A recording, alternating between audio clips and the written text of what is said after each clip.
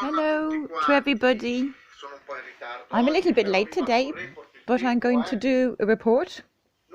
It's quite cloudy today. I can't take it anymore with these clouds. The absurd thing is that are the clouds. It's the thing that doesn't really worry me. It's more puts me in an alarming situation. It's not possible that there's been 15 to 20 days clouds always here. Usually there's the sun, which is very hot. Let's proceed anyway. Another curiosity, and people don't reflect on this. They do, but they stop at a certain point on the actions. Have you seen many videos and many films about the orders police are doing actions? It's no point in me putting myself in the middle of the videos. A little bit aggressive actions by the orders. Helicopters on the beach, for example, I've seen. Going to get a swimmer. They're looking for an infected swimmer, or those 5 or 6 or 7 patrols that are stop a cyclist, or other 3 patrols that stop somebody with their dog and with his shopping, and they fine and they give more fines. I see from all the videos that are going around between yourselves on the network an aggressivity, exaggerated aggression. I don't believe that all these police orders have got to do with criminals during this period. I don't understand. If somebody is there on the beach, I can't see him as a criminal. Or an old man with a dog, I don't see him as a criminal. To arrive with all this aggression, all this power, really 3 or 4 patrols at a time, helicopters, the different types of Italian police, the fire. It looks like some terrible criminal has escaped. Some of them give the impression that the old man with the dog ran away from a prison.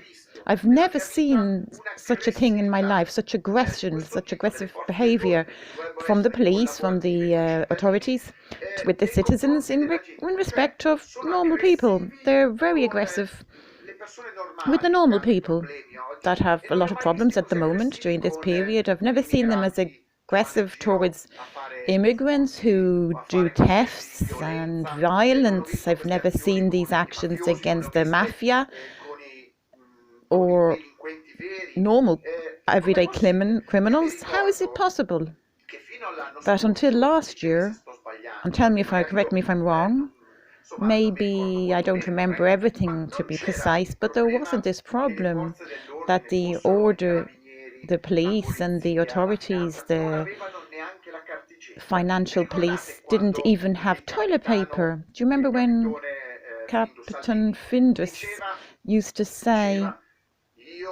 I will give money to the authorities, police authorities, because they don't even have petrol to put into their cars. Do you remember that? They were circulating with cars that were falling apart. People used to run away, escape, and they couldn't catch them. The car used to break down. They couldn't follow them. Do you remember this person from Slovakia who they looked for 3 months in Emilia-Romagna? I don't remember the name. And they looked for him, and he did post blogs, and they found him by pure chance. It was the Spanish authorities that found him. How come?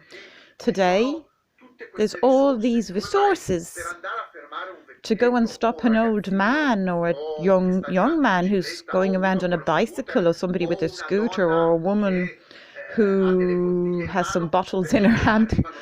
Why are there 3 or 4 patrols arriving to send from the beach?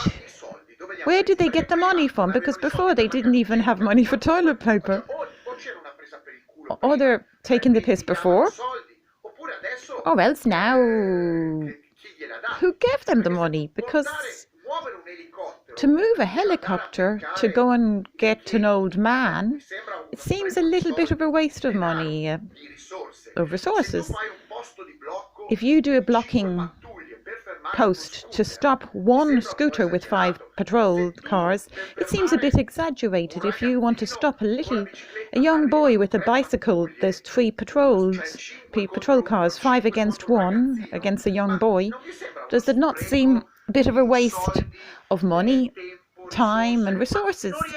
I don't understand. My brain doesn't get around it because I remember things, and therefore I can't understand why until last year they complained that they didn't have the money, not even for toilet paper, not even for petrol. And now they're mobilitated with the army, marine. I just can't understand it. Anyway, let's leave that for the moment, the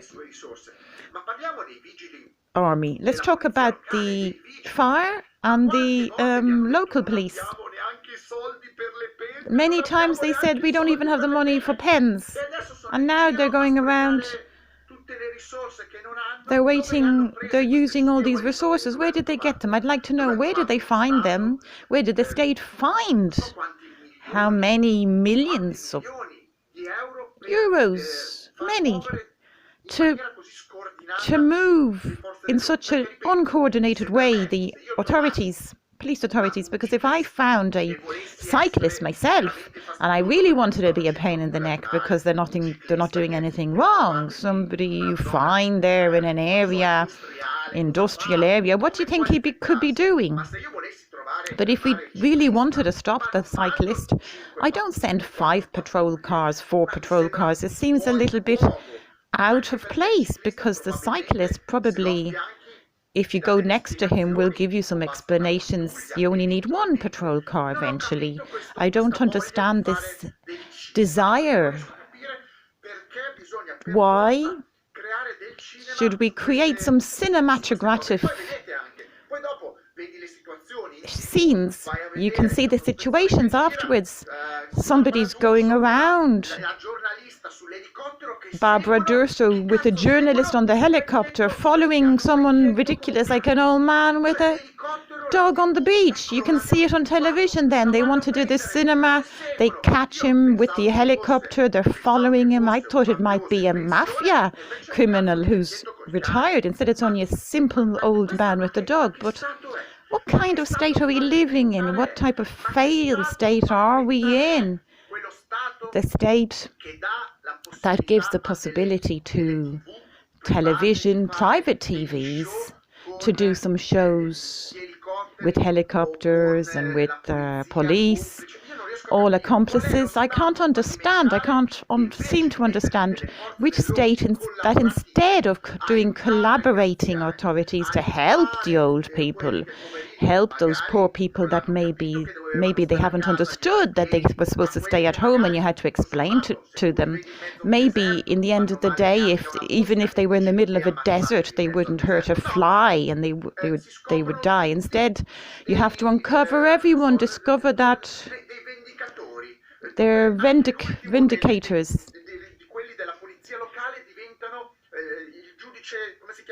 Even the local police becomes Judge Dredd. They come and they have to prove the authority, the power of their uniforms and what do you call it? Their little badges.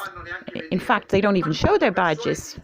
But this is against defenseless people. I've seen some scenes where 5 or 6 policemen take it out on a person who's only 50 kilos in weight, and they lift them up in their hand. Is it necessary to do this?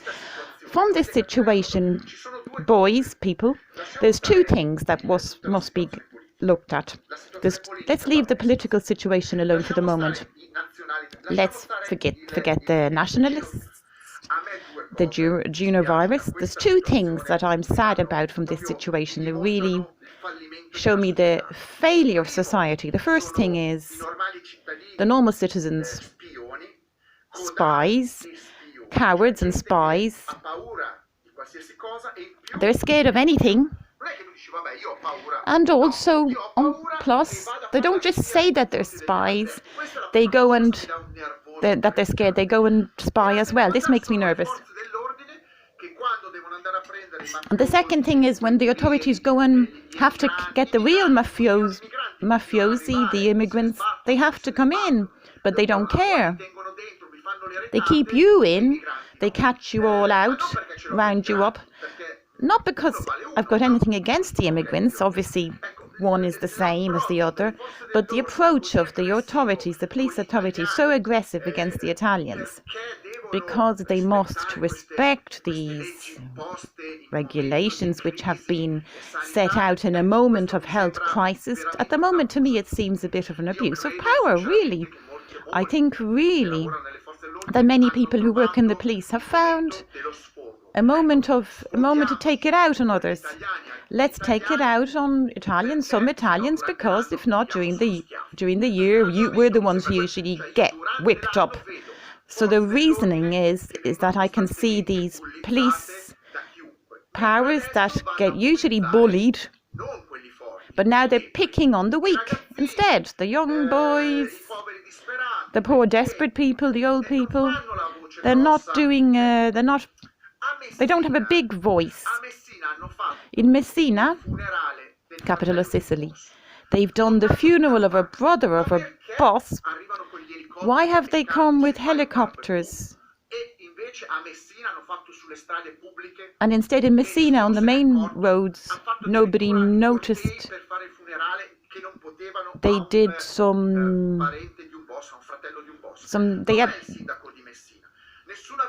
hang on.